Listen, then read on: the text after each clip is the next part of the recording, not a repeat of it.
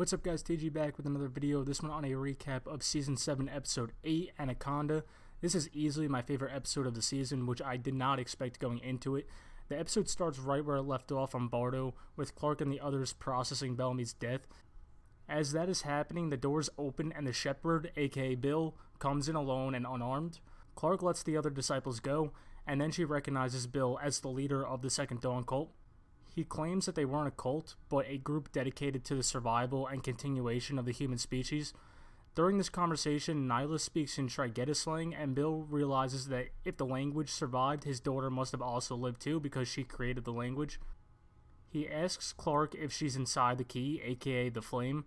Clark points out that the Second Dawn cult burned Rebecca at the stake, and Bill assumes that Callie told her this.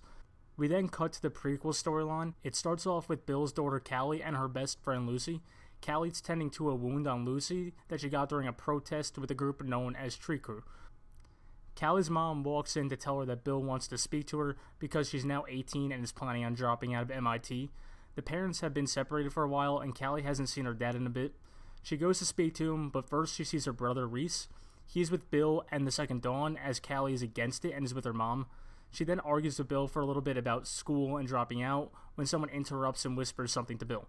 He immediately wants Callie's mom Gemma, and when she arrives he says Anaconda, which is code for the missiles are coming. A chopper is on its way to get the two, and Gemma starts panicking and rushing to get her and Callie ready to go. They get their Second Dawn keys from when they used to be in the cult, and they get their packs, and then Lucy arrives to ask what's going on. Gemma stabs her with the tranquilizer and tells Callie that they must leave her to die because she's not in the Second Dawn. The first missiles strike as they're flying in the chopper to get to the bunker. They arrive at the bunker just on time, and at this time many other level 12s of the cult are entering as well. A man named August is arguing because his girlfriend is outside and they won't allow her to go in because she's not a level 12 like him. You need to be a level 12 to have access to the bunker. The guards tranquilize August and shut the hatch, leaving his girlfriend and the rest of the humans outside to die. Gemma, Reese, and Callie go to Bill's office where he's working on the anomaly stone, which now confirms that there was one on Earth.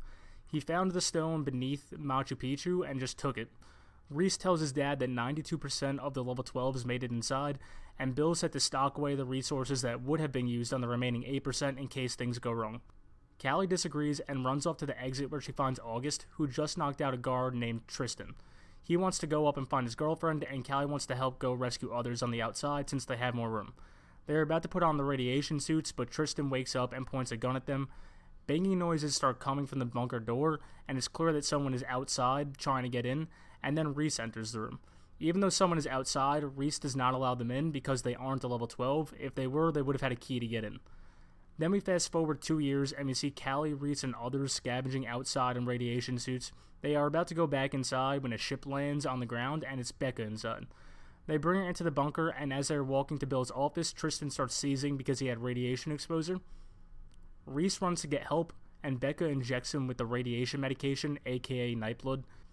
As they approach Bill's office, Becca gets a ringing noise in her head and gets a nosebleed.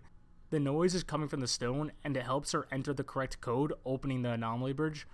Becca says that they need to study the anomaly before entering through, so in the meantime they should alter everyone's blood to become Nightblood so they can leave the bunker.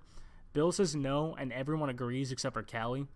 Callie visits Tristan and sees that the Nightblood does work, so she goes to speak to Becca at the stone. Callie was able to figure out that Becca has an AI in her head, sharpening her senses, which allowed her to figure out the stone.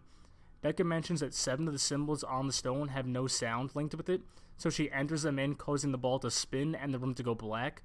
The stone becomes a bright ball and Becca gets sucked into it. Bill and Reese enter the room just as Becca returns, shivering. She said that the stone is Judgment Day, which is the real end of humanity. She won't tell Bill anything else about it, but says that the stone must be shut down. Because of this, Reese locks her up because him and Bill want the stone to stay up. Callie tries to tell her dad that maybe Becca was sent here to help remake Earth, not go to a new world, but her dad disagrees. Tristan visits Becca, who has now been locked up for 5 days. Callie then enters and knocks Tristan out. She tells Becca that she's given Nightblood to half the kids and some of their parents as well. But Reese did find and read Becca's notebook and now knows about the flame. Becca knows that they will kill her to get the flame and the stone code, but she says that if that happens, the human race will be wiped out. Becca tells Callie the phrase to remove the flame and tells her that it could only be inserted to someone with Nightblood. They also have to have the right mind or it can be dangerous.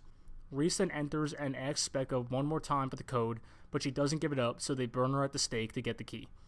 Reese and the other guard walk into the bunker with the flame and are greeted by Callie and the other Nightbloods. The two sides start the fight, but Callie says that her and Reese should settle one-on-one as they did when they were kids. Reese agrees and gives up his gun, but then Callie takes hers out and shoots Reese in the arm.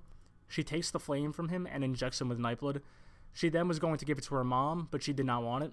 All of the Nightbloods then enter the inner door so they can leave.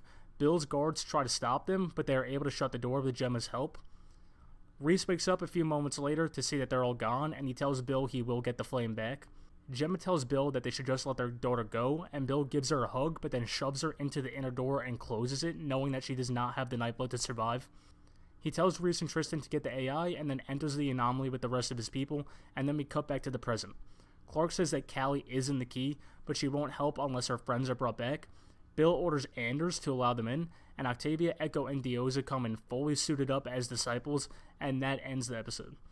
That's it for this episode recap. We got a lot of questions answered this episode, but also a few new ones arise, mainly with Echo, Octavia, and Dioza and what's going on with them now and where Hope is. But I'll discuss that in another video, and that's it for this one. Leave a like and subscribe if you enjoy, and let me know what you thought of this episode down below.